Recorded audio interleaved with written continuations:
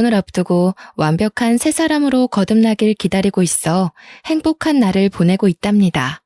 제가 이렇게 온전한 행복을 누리기까지 마냥 꽃길만 걸어왔던 사람은 아니에요. 다들 잘 될 사람은 다 잘 된다라는 말을 하곤 하지만 저는 누가 봐도 새 인생을 살기에 가망이 없는 사람 중 하나였습니다. 잘 될 사람은 다 잘 된다고 하셨나요? 물론 그런 사람들도 있겠죠.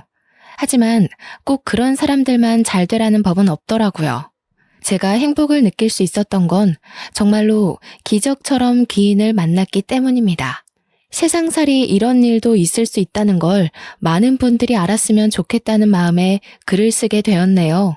세상에서 가장 모진 처벌이 아마 부모 없이 삶을 전전해야 하는 고아의 신세가 아닌가 싶습니다. 아무래도 제가 전생에 큰 죄라도 지었나 봐요.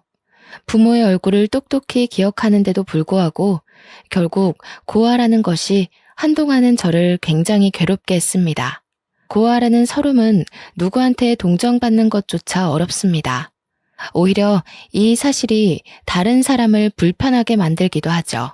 저는 부모님이 저를 포기했다는 것도 처음엔 알지 못했습니다. 지나서 나이를 조금 더 먹다 보니까 부모님이 일부러 나를 놓았다는 걸 알게 되었어요. 그냥 태어나기만 했을 뿐인데 제가 왜 그렇게 가혹한 현실을 견뎌야 했는지. 당시에는 모든 걸 부모님 탓하며 원망을 많이 했습니다. 너무 어릴 적 기억이라 자세한 기억은 잘 안 나지만 부모님 형편이 아주 가난했다는 건 절대 잊을 수 없는 기억으로 남았는데요. 그런 형편에서 실수로 제가 태어났다는 것 정도는 귀에 피딱지가 앉을 정도로 많이 들어서 알고 있어요. 부모님은 혼인신고도 안 한 채 동거만 하면서 저를 키웠고요. 저만 집에 두고 거의 매일 외박을 했습니다. 부모님은 저를 혼자 내버려 두면서도 누구 하나 걱정하지를 않았어요.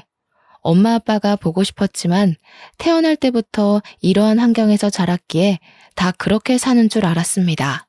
집에서 거지처럼 살아본 사람이 저 말고 또 있을까 싶네요.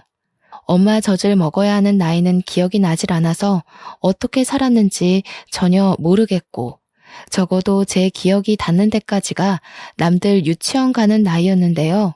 물론 저는 유치원도 안 다녔습니다. 부모님이 제가 몇 살인 줄도 몰랐을 텐데 유치원 가는 걸 챙겼을 리 없잖아요. 저는 부모님이 없는 매일 동안 냉장고를 뒤져 눈에 보이는 걸 아무거나 집어먹으며 허기를 달랬어요.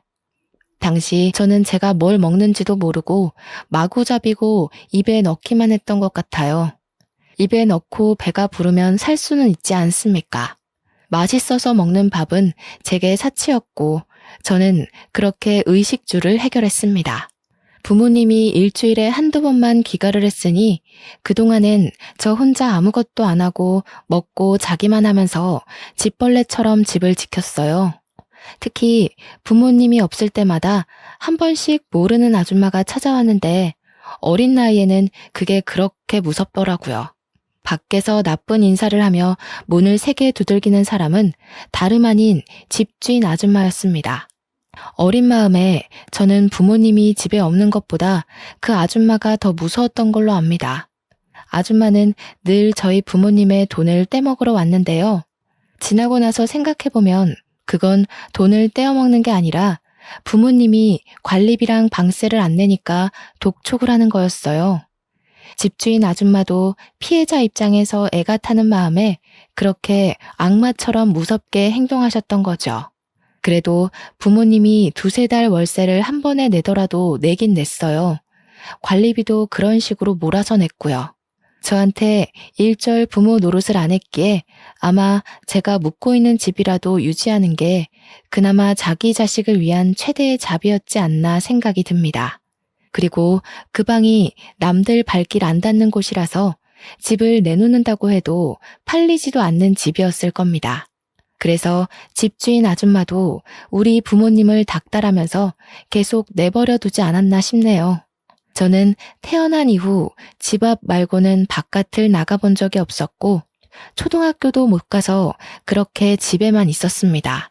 그러다 제 나이 10살이 되었을 때 부모님 둘 다 같이 집에 머문 적이 있는데요. 그날이 제겐 가장 기쁘고 또 가장 슬픈 날이기도 했습니다. 부모님이 케이크를 사들고 왔더라고요. 당시 제 눈에는 그게 그냥 예쁜 빵이었습니다. 당연히 생일을 챙겨주는 사람이 없었으니까 케이크가 생일 축하하기 위해 쓰이는 빵인지도 모르고 있었던 거죠. 부모님 말로는 빵이라고 하길래 되게 예쁘게 생겨서 신기하게 봤던 기억만 나네요. 그렇다고 그날이 제 생일은 아니었던 걸로 압니다. 저는 난생 처음으로 부모님과 같이 하는 밥을 먹었어요. 행복이라는 걸 잘 몰랐는데 그때 느낀 즐거움이 행복이었던 것 같기도 해요. 부모님은 한 번씩 싸울랑말랑 아슬한 대화를 나눴어도 그날만큼은 참으며 싸우지 않았습니다. 그리고 엄마가 제게 선물이라면서 상자 하나를 주었는데요. 뚜껑 열고 닫는 휴대폰이었어요. 다정아, 휴대폰 알지? 요즘은 세상이 위험해서 어린이들도 휴대폰을 꼭 들고 있어야 돼. 위험한 일이 생기면 누구한테든 연락해야 하니깐. 저는 휴대폰이라는 것 자체에 이미 흥분을 해버려 저를 향한 부모님들의 미묘한 시선은 느끼지 못했습니다. 아마 부모님 둘이서 저만 모르는 시그널을 주고받았었겠죠. 그 눈빛을 알아보는 나이였다면 지금보다 더 어렵게 제 몸을 건사시키지 않았을까 싶어요. 엄마는 제게 휴대폰 사용에 대해 설명을 자세히 해주었습니다. 그렇게 휴대폰을 향한 저의 호기심은 주위를 향한 눈을 죄다 닫게 만들었고 최고의 행복을 누리도록 했네요. 부모님이 어떤 의도로 이걸 제게 사주었는지는 까맣게 몰랐던 거예요. 마냥 설레는 마음으로 그날 밤새도록 휴대폰을 만졌던 기억이 납니다. 반지하인 집에서 한 번씩 집 밖에 나가 근처만 구경을 했던 적이 있었는데 그때 학교 다니는 애들이 휴대폰으로 게임하는 걸 봐서 저도 그걸 무척 해보고 싶었거든요. 게임을 찾는데도 참 오래 걸렸습니다. 저는 공부를 해본 적이 없는 아이기 때문에 글자를 모르잖아요. 대충 그림만 보고 밤새도록 하나를 다운받기 위해 고군분투했었어요. 그러다 언제 잤는지도 기억 안 날 만큼 새벽 늦게 까무룩 잠이 들었고 저는 그대로 고아가 되었습니다. 당시에는 말씀드렸다시피 바로 자각하지 못했어요. 엄마 아빠가 집에 안 들어오는 건 제게 너무 익숙한 사실이었거든요. 이젠 휴대폰이란 친구가 새로 생겼으니 글자랑 숫자와 씨름하며 놀기 바빴습니다. 그러나 부모님이 아무리 집에 안 오더라도 적어도 한 달에 2~3번은 왔는데 어느 순간부터 발길이 더 끊어졌다는 걸 알았죠. 그때만 해도 나중에 오겠지, 내일은 오겠지 하면서 사태의 심각성을 모르고 기다렸습니다. 더 이상 냉장고에서 꺼내 먹을 음식도 없었고 관리비랑 월세는 쌓이기만 할 뿐 해결되지 않았어요. 그렇게 체감상 반개월이 지났을 때쯤 누군가 집 문을 뜯는 소리가 났어요. 집에 혼자 있던 저는 놀라서 방문 뒤로 숨었는데 집주인 아줌마가 열쇠공을 부른 거였더군요. 세상에나, 집꼬라지가 이게 뭐야? 어이 꼬마야, 너희 부모님 어디 있니? 내가 더는 사정 못 봐준다. 그래도 2~3달에 월세 몰아서 내길래 젊은 부부가 어렵게 산다고 생각하고 이해해 주려고 했는데 6개월은 우리도 힘들어. 화가 난 집주인이 무서워서 저는 집주인 아줌마를 피해 그 집을 도망쳐 나왔습니다. 저는 그날로 집까지 잃은 고아가 된 거였죠.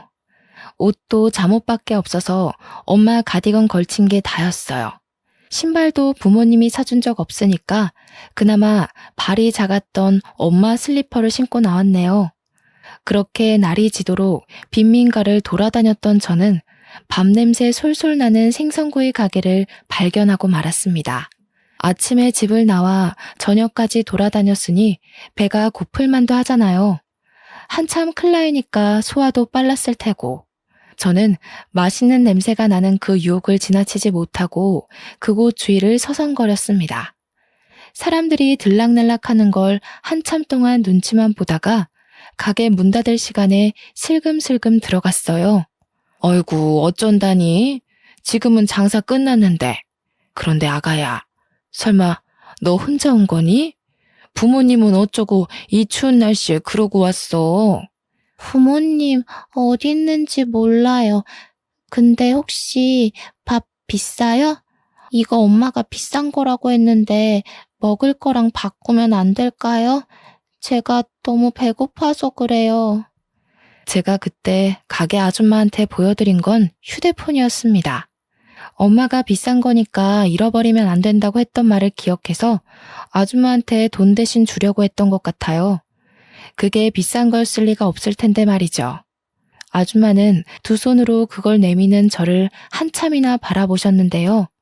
쫓겨날까봐 무서워서 아줌마 시선을 괜스레 피하면서 서 있었죠. 그런데 아줌마는 말없이 가게 문을 닫더니 저를 자리에 앉히곤 주방에 들어가더라고요. 뚝딱뚝딱 금세 무언가 두들기고 지지는 소리가 났습니다. 곧 쟁반에 따뜻한 밥과 함께 돌아오셨어요. 그때 먹은 고등어 구이를 제가 아직도 잊지 못합니다. 여전히 제게 세상에서 제일 맛있는 음식이 고등어이기도 하고요. 고등어 말고도 처음 먹어보는 반찬이 참 많았는데요. 아줌마는 제가 밥을 다 먹을 때까지 하나하나 챙겨주셨습니다. 손수 물도 떠다 주면서 국이랑 같이 먹어야 안 체한다고 계속 신경을 썼죠. 그래서 너는 어디서 온 거니? 얼마나 돌아다닌 거야? 엄마 아빠 어디 갔는지 몰라? 전화기 들고 있으면서 전화라도 해보지 그랬어. 아줌마가 연락해 줄까?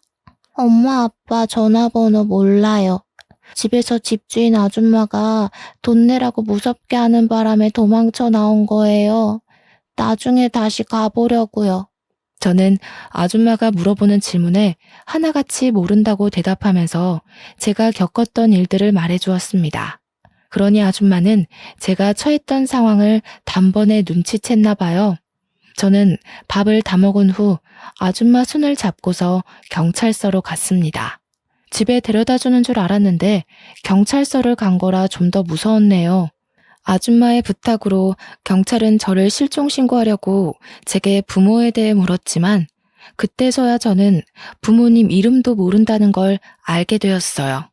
부모님 얼굴만 알지 정작 부모님에 대한 신상 정보를 아무것도 모르고 있었습니다. 나이도 몰랐는데 경찰이 제 출생신고 기록을 보고서 10살이라고 말해주어 그때부터 나이를 세기 시작했어요.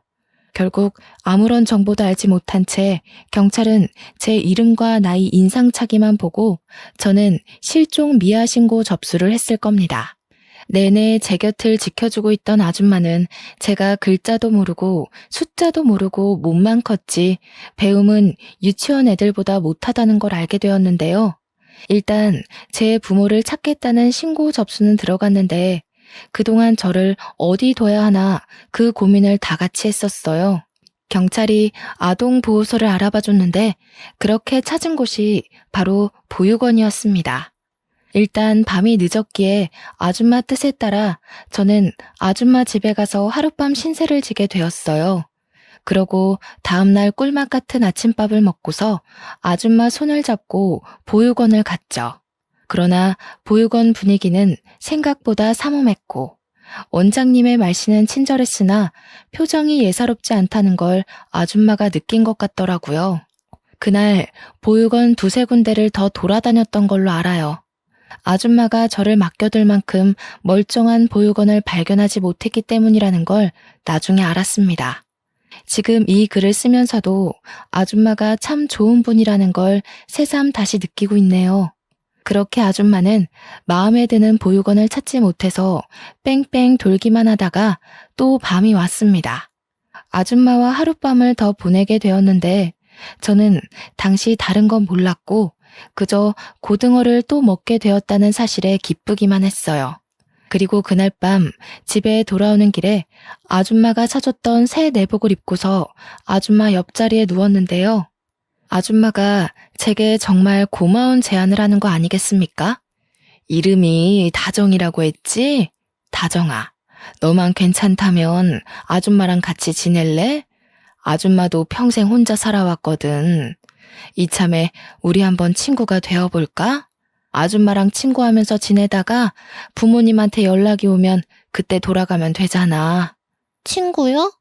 아줌마랑 저는 어른이고 아이인데 친구가 될 수 있어요? 혹시 아줌마도 초등학교 가야 되는 나이예요?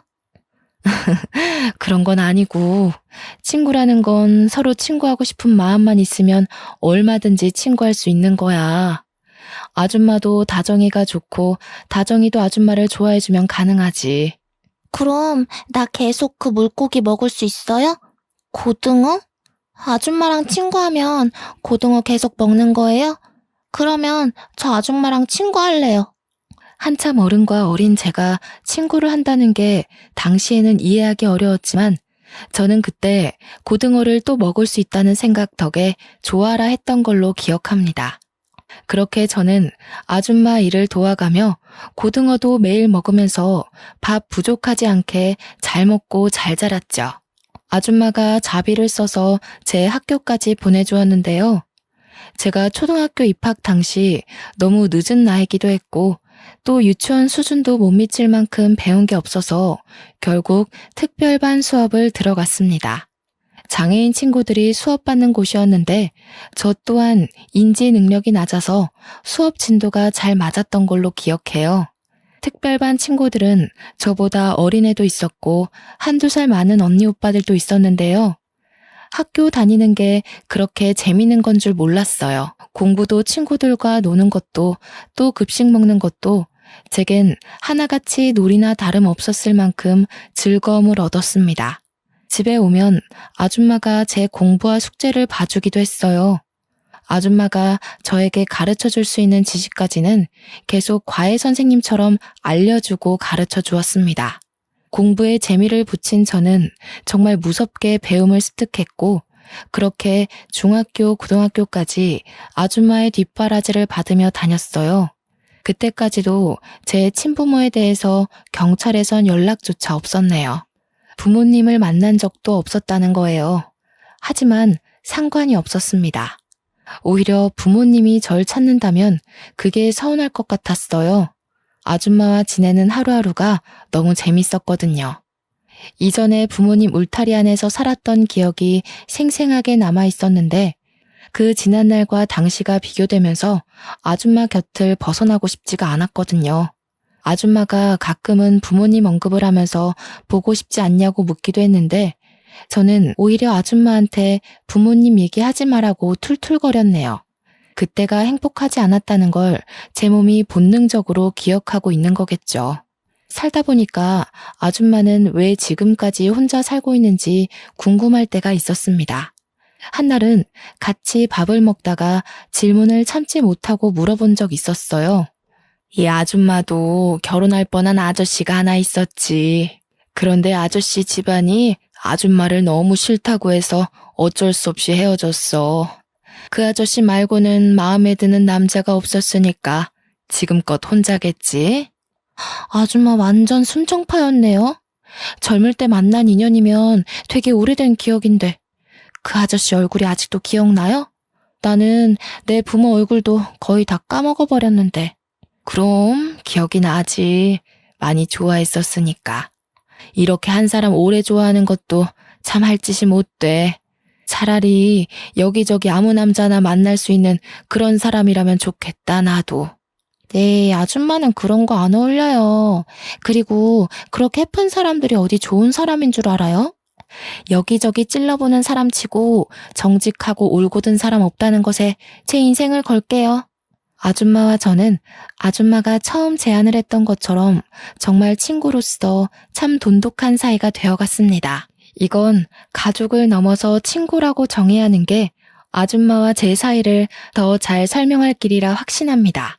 제가 고등학교까지 전교 7등으로 무사히 졸업을 마쳤는데 아줌마가 제 대학까지 보내주려고 등록금 얘기를 꺼내더라고요. 기다렸다는 듯이 말하면서 자기가 그동안 적금 모아둔 거 있다고 흔쾌히 저한테 주겠다는 거 있죠. 저한테 아낌없이 퍼주는 아줌마에게 너무 감사하면서도 동시에 받기만 하는 것 같아서 미안했습니다. 물론 대학 등록금은 정말 필요가 없었어요. 제가 수석으로 입학하는 덕에 장학금을 받고 다니게 되었거든요. 그 말을 해줬더니 아줌마가 정말 많이 기뻐하면서 자기 딸인 것 마냥 기특하다고 칭찬해주더군요. 나 아줌마 없었으면 이렇게 못 컸다는 거 알죠? 나 걷어줘서 정말 고마워요. 이젠 저도 어른 됐으니까 제가 다 갚아드릴게요. 시끄러워. 걷어주긴 무슨. 네가 다 늙은 나를 걷어준 거지. 어디서 내가 이런 보물 같은 친구를 얻었나 모르겠네. 아줌마야말로 다정이가 너무 잘 커져서 고마워. 아줌마는 여태까지 제게 해주었던 모든 걸 전혀 갚을 필요 없다면서 오히려 저더러 남 생각하지 말고 열심히 살아주기만 하라고 했습니다. 저는 아줌마가 이렇게 반응할 줄 알았어요. 제가 말로 하면 안 받을 걸 알기에 결국 저는 몸소 직접 실천하기로 마음먹었죠. 대학을 다니면서도 학교 내에서 근로생으로 알바를 했고 제가 들어오는 모든 돈을 쓰지도 않고 온전히 모았습니다. 물론 아줌마 몰래 모았던 돈이에요. 나름 명석 있는 대학에서 경영과를 졸업한 저는 대기업에 지원할 수 있는 능력이 되었지만 제가 선택한 길은 이번에 새로 성장해가고 있는 신생 기업이었습니다. 왠지 모르게 그쪽 기업이 추구하는 방향과 제 가치관이 잘 맞는 느낌이었거든요. 계속 그곳으로 눈이 가길래 과감하게 지원서를 냈고 단번에 합격을 했죠. 친구들은 아직도 저보고 왜 대기업 갈 스펙으로 중소기업을 가냐면서 잔소리를 하곤 합니다. 취업을 하고 나서도 저는 급여를 차곡차곡 모았습니다. 처음에는 돈 모으는 목적이 딱히 없어서 이 돈을 모아 아줌마 노후가 편하도록 지원해줄 생각이었는데 모으다 보니까 목표가 달라지더라고요. 아줌마에게 꼭 해주고 싶은 선물이 따로 있었습니다. 저는 한동안 부동산을 돌아다니며 건물을 보고 다녔어요. 그러다 1층이 상가, 2층이 주택인 매물을 어렵게 찾아서 매입을 했죠. 아줌마 명의로 그 건물을 계약했습니다. 아주 자그마한 건물이었지만 그래도 당시 살고 있던 빈민촌보다는 제 직장과 가까워서 아줌마와 같이 사는 것이 좀 더 윤택해질 거라 생각이 들었어요. 아줌마한테도 매번 집이랑 가게랑 30분은 걸어야 돼서 새벽 일찍 일어나고 밤늦게 집까지 걸어가고 하느라 보통 힘든 일이 아니었거든요. 앞으로는 바로 10초 거리의 집이 위층에 있으니까 몸 건강 챙기면서 장사하기에 훨씬 편할 거 아니겠어요? 아줌마가 제게 학교도 보내주고 밥도 먹여주고 재워주고 입혀주고 부모가 해줘야 할 의무를 선뜻 베풀어준 선의보다는 못한 보답이지만 그건 앞으로의 시간도 많으니까 계속해서 보답하는 마음으로 살겠다고 다짐했죠. 저는 무작정 아줌마를 데리고 건물까지 갔어요. 일체 설명 하나 안 해주고 직접 눈으로 보여줬더니 아줌마가 처음엔 어리둥절해 하더라고요. 앞으로 우리가 함께할 새 보금자리예요. 아줌마 명의로 계약했으니까 아줌마 가게인 건 똑같아요. 저 계속 아줌마 옆에 껌딱지처럼 붙어 있으려고 주는 뇌물이니까 부담 느끼지 말고 받아줘요. 세상에나, 네가 돈이 어디 있다고 이런 걸 샀어. 뭐하러 이렇게까지 해? 어떻게 물을 수 없어? 내가 너한테 이걸 어떻게 받니? 나 아줌마한테 이렇게 해주려고 뼈 빠지게 일해서 모은 거예요. 우리 친구라면서요. 세상에 받기만 하는 친구가 어딨대요? 저도 아줌마한테 친구로서 쏘는 건데요. 아줌마는 제 마음에 감동받아 결국 눈물을 보였고 그날 너무할 정도로 많이 울면서 제게 고마워했습니다. 그렇게 저희는 빈민촌에서 도심으로 이사를 해 새로 장사를 시작하였어요. 아줌마 가게에 단골이 좀 있었던지라 갑작스레 가게 문을 닫게 된 사정과 전화번호를 종이에 써서 남겨놓고 그곳을 떠났네요. 아줌마에게도 저에게도 원래 있던 가게 위치가 참 다양한 추억이 깃든 곳이라서 솔직히 발걸음 떼기가 좀 무거웠습니다. 그래도 새로 시작할 미래만 생각하자는 다짐을 하며 새 집으로 이삿짐 정리했어요. 저는 머리가 좀 크고 나서부터 생각했던 건데 아줌마 손맛이 대중적일 거라 예상을 했었습니다. 그래서 위치를 이전하더라도 분명 인기가 장난 아닐 거라고 기대했죠. 역시나 학원가에 위치했던 가게는 금방 입소문을 탔고 특히나 고등어 구이가 가장 인기 많았어요. 저희 가게는 줄 서서 찾는 식당이 되었을 정도로 엄마 손맛이라 소문이 난 식당이 되어버렸는데요. 저도 아줌마 혼자 하고 있는 일을 도와주기 위해서 항상 칼같이 퇴근을 했습니다. 한날은 마감할 때쯤에 아줌마가 주방에서 손 닦으면서 나오더니 제게 웬 명함을 주더라고요. 이거 다정이 네 회사 아니니? 웬 캐스팅 매니저라면서 우리 가게에 투자하고 싶다고 찾아왔었어. 이런 거 뭐 어디 방송 내보내는 거야? 아니면 우리 가게 홍보해준다는 건가? 제가 일하는 곳은 식품계 쪽으로 성장해 가고 있는 기업이었는데 아줌마 말하는 걸 들어보니 그곳에서 파견된 컨설턴트가 아줌마한테 프랜차이즈 사업을 제안했나 보더군요. 사업 보고서를 내밀면서 뭐라 설명을 했다는데 아줌마가 일단은 바빠서 생각해 본다고 하고 보냈다네요. 아줌마한테 프랜차이즈에 대한 설명을 해주었는데 아줌마는 딱히 원하는 눈치가 아니었어요. 아줌마도 그렇고 저도 그렇고 솔직히 지금 매출로도 충분했거든요. 이미 가게 하나만으로 억대를 찍고 있었단 말이죠. 그래서 이 이상의 욕심은 일절 없었습니다. 고민 끝에 저희는 제의를 거절하기로 결정해버렸죠. 어차피 우리 회사에서 온 제안이니까 제가 말하겠다고 하고 아줌마 대신 그 컨설턴트를 찾아가 확실하게 거절 의사를 밝혔습니다. 그 남자가 저를 몇 번 더 설득하려고 추파를 던졌지만 가게 하나인 게 메리트고 저희는 그게 좋다고 했더니 컨설턴트가 결국 알겠다며 포기하고 말더군요. 그런데 그게 높은 사람한테 보고가 갔나 보더라고요. 며칠 뒤의 일이었습니다. 퇴근한 뒤 차를 타고 집 앞에 도착했는데 아줌마가 어떤 정장 입은 아저씨와 대화 중인 게 보였어요. 정장 입은 사람이 찾아온다는 건 기업이라는 거고 사업화가 목적인 사람이라는 건데 최근 그런 제안을 받은 곳은 우리 회사잖아요. 어쩐지 그 컨설턴트가 쉽게 제 거절을 인정을 한다 싶었어요. 결국 윗사람에게 말했나 보네요. 멀리서 봐도 아줌마가 난처해하는 게 보였어요. 저보다 높은 직급이라 할지라도 이런 식의 무례함은 싫었기에 따끔하고 명확하게 의사 표현을 해줘야겠다고 급하게 들어갔는데요. 세상에나 단순히 높은 직급이 아니더군요. 생각지도 못했던 우리 회사 대표님인 거 아니겠습니까? 어머, 대표님께서 여기까지 어쩐 일로... 안녕하세요. 저는 경영팀 소속 이다정 사원입니다. 혹시 사업 제의 때문에 오신 거라면 죄송하지만 저희 가게는 생각이 없어서요. 이다정? 우리 회사 직원이었군요. 그런 줄 알았더라면 이렇게 빙빙 돌아오진 않았을 텐데. 그럼 다정 씨가 우리 정순 씨 딸인 겁니까? 듣자 하니 아줌마가 저를 딸로 얘기한 눈치였습니다. 저도 눈치껏 딸이 맞다고 얘기를 해줬죠. 그런데 아까부터 계속 아줌마가 울고 있는 게 신경이 쓰이더라고요. 무슨 대화를 나눴길래 웬만한 일 아니고선 눈물을 잘 보이지 않는 아줌마가 울게 된 건지 걱정되었습니다. 설마 대표님이 프랜차이즈로 협박이라도 한 건가 싶어 나름대로 빨리 상황 파악하려고 했거든요. 그런데 마음을 추스른 아줌마가 하는 말에 저는 감히 제가 나설 수 없는 상황이라는 걸 알아버렸지 뭡니까. 그만 돌아가요, 구용씨. 나는 이제 우리 다정이랑 단란하게 사는 것만으로도 좋게요.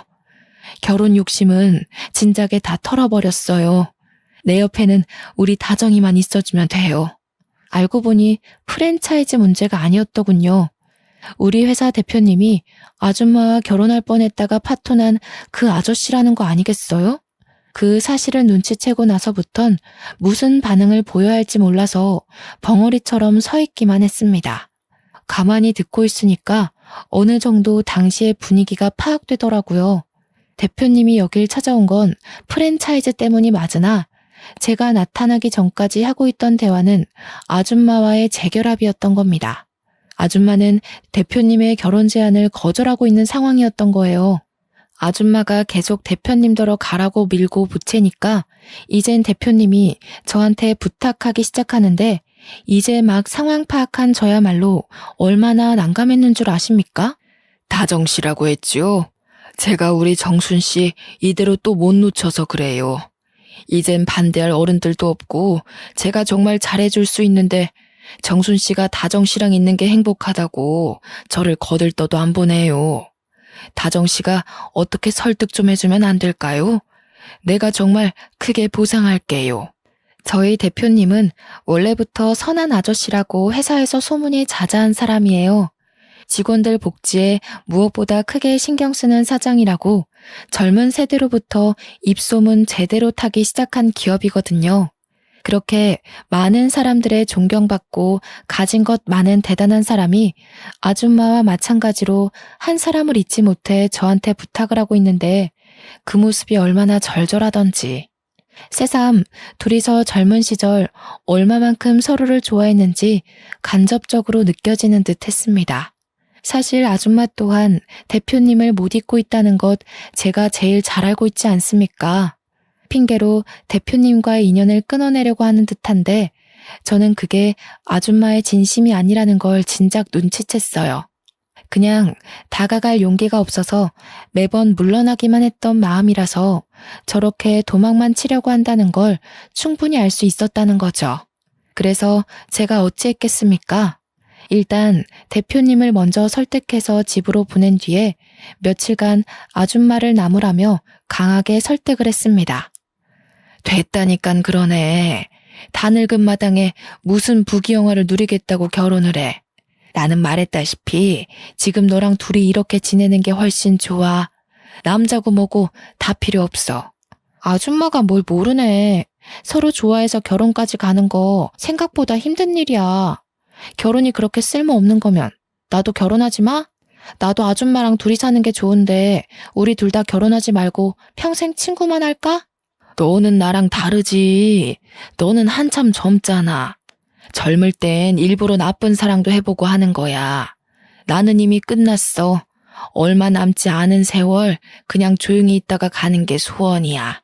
나는 아줌마가 대표님이랑 결혼하면 행복할 거라는 걸 알아. 아줌마가 대표님 얘기할 때마다 소녀처럼 웃는 걸 봤는데 누구 눈을 속이려고 그래? 나한테 솔직한 사람이 되라면서 왜 아줌마는 자꾸 자기 마음을 모른 척한대? 결혼이 뭐 대단한 거야? 살아보고 아니면 끝내더라도 기회가 왔을 때 좋아하는 사람이랑 같은 길은 걸어봐야지. 매일 밤 아줌마를 설득하느라 온갖 좋은 말을 꺼낸다고 에너지 소비를 좀 많이 했네요. 그래도 제 노력이 단단하게 닫혀있던 아줌마의 마음의 문을 여는데 용기를 심어줬나 봅니다. 덕분에 아줌마랑 대표님이 대표님 사무실에서 재회를 했고 그날 뒤로 아줌마 손가락에는 청혼 반지가 끼워져 있었습니다. 아줌마는 그동안 마음을 숨겼던 게 신기했을 만큼 정말로 기뻐했어요. 결혼 날짜를 잡고 결혼 준비를 하는데 제게 마냥 엄마 같기만 하던 아줌마가 그렇게 여자처럼 사랑스러워 보일 수 있다는 걸 처음 알았습니다. 아줌마와 긴 시간을 함께 했다고 생각했는데 대표님이 나타나고부턴 제가 몰랐던 부분이 많다는 걸 느꼈어요. 행복해하는 아줌마를 보면서 저 또한 기쁘다가도 문득 오묘한 감정이 들더라고요. 아줌마랑 평생 같이 살 거라고 생각했고 한 번도 헤어짐 있을 거라고 상상한 적이 없었는데 막상 저보다 아줌마한테 더한 행복을 줄 수 있는 사람이 나타났다 보니까 제가 아줌마를 놓아주는 게 축복해주는 거란 생각이 들었어요. 그게 참 이상하게도 씁쓸했습니다. 사실 저와 아줌마의 관계는 언제든지 깨져도 이상할 게 없는 사이잖아요. 올 것이 왔다고 생각하는 게 당시에는 저를 위로하는 합리화였던 것 같네요. 두 분의 결혼은 저한테도 기쁨이었고 저는 그렇게 혼자 미리 마음을 정리하기로 했습니다. 휴대전화라는 것이 참 좋지 않습니까? 연락만 하면 아줌마와 언제든지 만날 수 있으니까 그렇게 위안을 삼았어요. 그런데 신혼여행을 다녀온 아줌마와 대표님이 회사로 출근하더니 사무실로 저를 바로 호출하더라고요. 아줌마한테서 사적인 방법으로 전화가 왔길래 대표님 사무실을 찾아가 봤습니다. 직원이 되고도 대표님 사무실은 방문해 볼 일이 없어서 처음 가보는 거였어요. 들어갔더니 대표님과 아줌마 그리고 웬 젊은 남자까지 함께 앉아 있더군요. 그 남자의 얼굴이 좀 낯익었는데 알고 보니 아줌마한테 프랜차이즈 사업을 제안하러 찾아왔었던 그때 그 컨설턴트인 거 아니겠습니까? 오, 다정씨, 이리 와서 앉아요. 우리 아들인데 둘이 이미 안면이 있을 거예요. 지난번 우리 아들이 제안했던 사업 보고서를 대차게 거절했다고 들었어요. 저는 대표님이 소개하는 그 남자가 아들이라는 소리에 상황 파악하느라 바로 대답을 못했습니다. 게다가 뜬금없이 자신의 아들을 소개해주는 대표님의 의도가 잘 이해되지 않았어요. 그러나 설명을 듣다 보니 대표님한테 이런저런 사연을 듣게 된 그 남자가 저를 알아보고 싶다고 했다는 거 아니겠습니까? 이렇게 인사드려서 죄송하네요. 사실 다정 씨가 지난번 사업 계획 거절하러 찾아왔을 때 사실 연락처를 물어보고 싶었거든요. 그런데 다정 씨가 당시 제 말을 안 들어줄 것 같더라고요. 아마 첫 단추가 잘못 끼워졌던 탓이겠죠? 저는 그때 남자가 마냥 저를 설득하려고 자꾸 접근한다고 생각했었는데 그게 아니었나 봅니다. 남자의 얘기를 들어볼 생각도 안 하고 내내 지나가다 마주치면 피하기만 했거든요. 이 갑작스러운 전개에 당황스러워서 아무 말도 못하고 있는데 세 분이서 계속 제 대답을 기다리고 있는 눈치였습니다. 문득 이분들은 제 고아 신세를 모르고 있어서 이런 귀한 자리를 마련한 거겠지라는 생각이 들더라고요. 좋게 봐주신 마음은 너무 감사한데 제가 아무것도 가진 게 없는 사람이에요. 앞으로 회사가 더 커지면 간부들 이미지가 중요하잖아요. 제가 괜히 발목 잡은 꼴 만들고 싶진 않아요. 하지만 역시나 대표님은 소문대로 인품이 우수한 분이셨고 이미 아줌마에게 저와 같이 살게 된 스토리를 나누면서 자연스레 제가 어떤 사정이었는지 알고 계셨나 보더라고요. 내가 제일 싫어하는 부류가 어떤 사람인 줄 아십니까? 겉모습만 보고 그 사람의 모든 걸 매도하는 사람들이에요. 인사팀에다 신입 뽑을 때 최대한 유념해달라고 매년 부탁하고 있기도 하고요. 다정씨 같은 인재를 출신만으로 놓친다면 그건 아마 그런 사람들이 실수를 하고 있는 게 아닌가 싶은데 대표님이 해주는 좋은 말씀에 저는 위로를 넘어서 스스로에 대한 자부심까지 생겼습니다. 항상 당당하게 살면서도 고아라는 처지 때문에 작아질 때가 어쩔 수 없이 있었거든요. 그런데 결국 그건 내 잘못이 아니고 나를 바라보는 타인의 시선이 잘못된 것이란 걸 대표님을 통해서 확실히 인지하게 되었죠. 그렇게 저는 용기를 얻고 대표님 아들과 정식으로 연락처를 교환했습니다.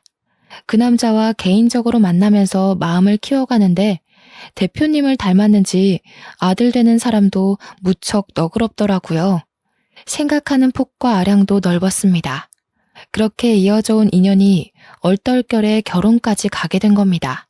그럼 관계가 어떻게 되겠습니까? 아줌마와 대표님이 결혼했으니 그 밑에 아들인 제 남편은 새엄마가 바로 우리 아줌마가 되는 거 아니겠어요? 그렇다면 저한테는 시모인 거잖아요. 무슨 이런 운명의 장난이 다 있단 말입니까? 사연 쓰느라 다시 과거를 정리하고 있는 이 시점에도 웃음이 막 나오네요. 저와 남편은 시댁으로 들어가 살게 되었는데 덕분에 아줌마와 한 지붕 아래 가족이 되었지 뭐예요? 제게 친구였던 아줌마를 어머님이라고 부르며 평생 한 식구가 된 거예요. 말로만 식구라고 노래 부르는 것 말고 서류상으로 정말 가족이 되니까 이게 또 기분이 남다르더라고요. 아마 저와 아줌마가 세상에서 가장 친한 시모와 며느리 사이가 아닌가 싶습니다. 솔직히 단연 1등이라고 자부할 수 있어요. 그리고 저와 시모가 원래 살던 곳은 시모가 장사일을 계속하고 싶다고 해서 2층 주택까지 식당으로 싹 다 리모델링하여 1층, 2층 넓게 장사 중입니다. 저와 남편은 퇴근하고 와서 나란히 시모의 일을 도와요. 이렇게 시댁을 만나기까지 가족이란 정이 이 정도로 든든한 건지 몰랐습니다. 가족이 있다는 것만으로도 세상의 무게가 조금은 가볍게 느껴지더라고요.